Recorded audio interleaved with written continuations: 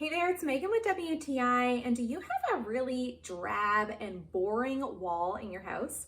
Well, for me, it used to be this wall until I got this gorgeous mirror from Felt Creative Home Goods. This mirror has an absolutely stunning rustic brown wood frame. I love how I can see the grain and the knots of the wood. I am really a big fan of the smoother outside of the frame, contrasting with the beaded textured inside of the frame. This mirror has such a classy, understated, and luxurious look that I seriously find myself staring at it and admiring it all the time. I am really impressed with the high quality of workmanship on this mirror. Everything from the crystal clear mirror to the solid structuring of that wooden frame and the really sturdy hanging pieces just screams quality. I just know that I will be enjoying the beauty of this mirror for many years to come. I am so thankful that this wall is no longer boring, but it has gotten so much flair and style now from this awesome wall mirror.